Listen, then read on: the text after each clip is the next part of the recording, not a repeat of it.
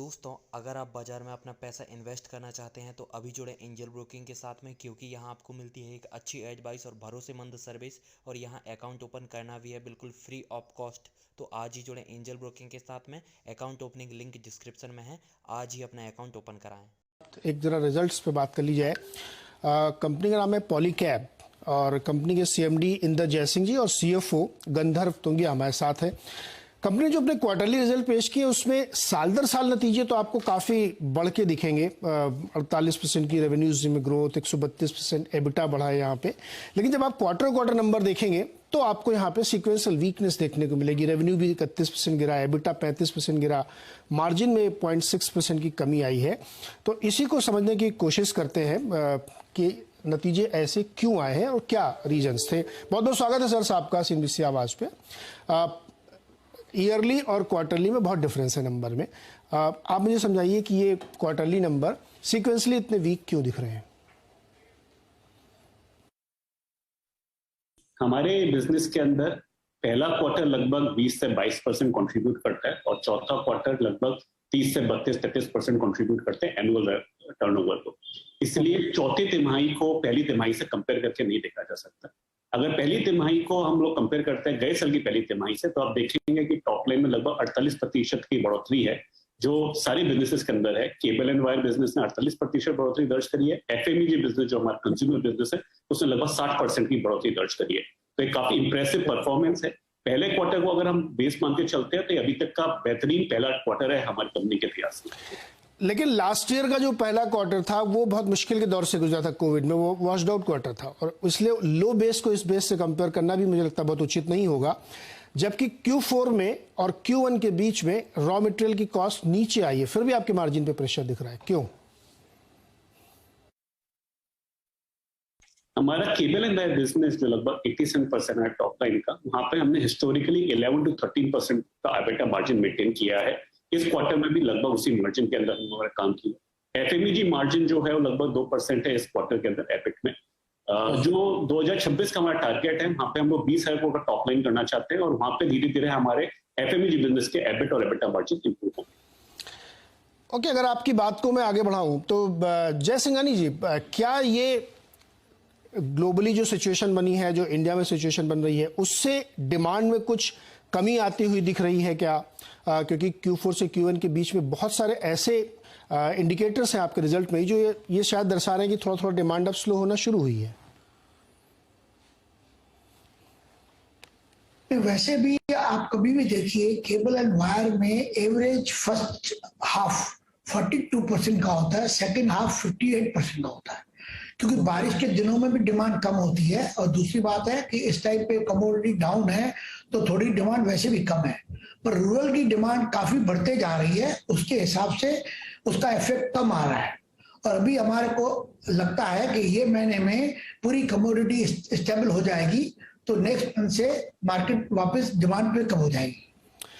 आप कह रहे हैं ग्रामीण में अभी थोड़ी दिक्कत है, शहरों में मांग बेटर है, लेकिन रियल एस्टेट के नंबर को अगर आप एक्सट्रापोलेट करें तो वहां पे भी मंथ ऑन मंथ अब नंबर सेल्स के कमजोर होते हुए दिख रहे हैं। रफ्तार थोड़ी ढीली पड़ती दिख रही, जो कि शहरों में खास तौर पे अगर आप वेस्टर्न और साउथ के मार्केट को देखें तो ये क्या ट्रेंड बनता जा रहा है क्या?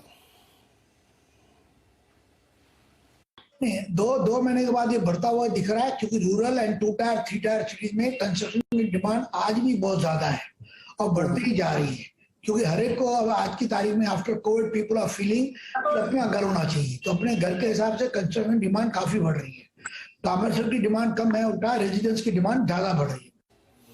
ओके गंधर्व जी, एक आपका जो इन्वेंट्री डेटा है वो ये दिख रहा है कि FY22 में जो था उससे ज्यादा बढ़ गया है। ये बढ़ना क्या इशारा करता है? क्या मैं इसको इस तरह से इंटरप्रेट कर सकता हूं कि डिमांड थोड़ी थोड़ी स्लो हो रही है? जैसा भी इंदर भाई ने आपको बताया कि हमारा थोड़ा सा स्लो डाउन फील हुआ है जून महीने के अंदर, उसकी वजह से थोड़े से इन्वेंट्री डेज बढ़े हैं। अगर आप देखेंगे कि ट्रेलिंग 12 मंथ्स बेसिस पे जून में 93 डेज का इन्वेंट्री है, जो कि फिस्कल 22 के एंड पर 85 डेज का है, तो लगभग 7-8 दिन की बढ़ोतरी हुई है। प्रीडोमिनेंटली जून में जो स्लो डाउन था या स्लोनेस फील हुई थी, आगे के क्वार्टर में हमें लगता है कि हम इन्वेंट्री को ऑप्टिमाइज कर पाएंगे। ओके, थोड़ा सा स्लो डाउन जून महीने में देखने को मिला।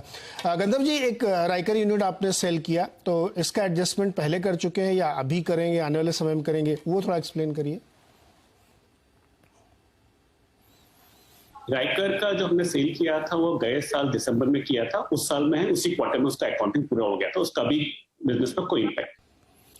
ओके गंधर्व जी, एक सवाल और है कॉपर को लेकर के। अगर इसकी इंटरनेशनल कीमतें देखें तो प्री कोविड के बाद इसमें एक बहुत बड़ा सर्ज आया और इसको ग्लोबल इंडिकेटर भी माना जाता है इकोनॉमी को।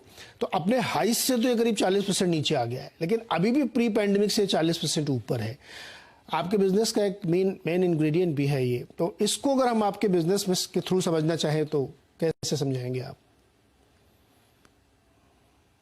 कॉपर में आपने जो बताया सही है, काफी गिरावट दर्ज हुई है, एल्यूमिनियम में भी गिरावट दर्ज हुई है। तो दूसरी तरफ पे यूएसडी आईएनआर के अंदर आईएनआर डेप्रिशिएट हो गया है, सो कंबाइंड इफेक्ट में नेट गिरावट है।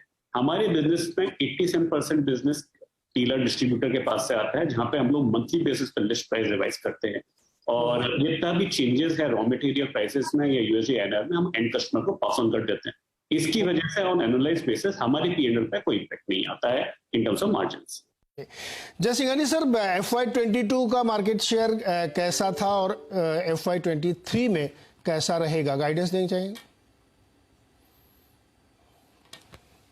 हमारा इस टाइम पे मार्केट शेयर केबल वायर में 24% है, वो हम वैसा ही देख रहे हैं। 24 to 25 में जाएंगे मैक्सिमम, क्योंकि मार्केट का डिमांड के हिसाब से will continue as a same.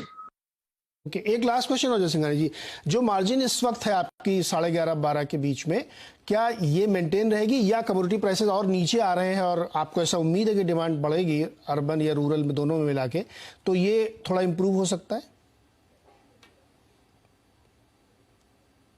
Commodity price से हमारे मार्जिन का कोई फर्क नहीं पड़ता है, बिकॉज हमारी कमोडिटी जो भी है वो हमारी कमोडिटी मंथली 15 डेज के एवरेज पे बुक होती है और वही हिसाब से सेल होती है। तो हमारी प्राइस को हमेशा वो कंटिन्यूस माइनस प्लस करते रहते हैं, जितना घटता उतना गिराते हैं, जितना बढ़ता उतना बढ़ाते हैं, क्योंकि मार्केट का टेंडेंसी ऐसे बन गया है कि ऑल लास्ट मंथ एवरेज की सेल होती है नेक्स्ट मंथ में, तो उसके हिसाब से बुकिंग होती है। ओके, तो हेज करके चलते हैं क्वार्टरली या 20 डेज के बेसिस पे, इसलिए कमोडिटी प्राइसेस का बहुत ज़्यादा असर शायद ना पड़े। बहुत बहुत शुक्रिया सर और शुभकामनाएं अगले क्वार्टर्स के लिए। अब लोग फिर देखेंगे कैसे नतीजे आते हैं। तो पॉली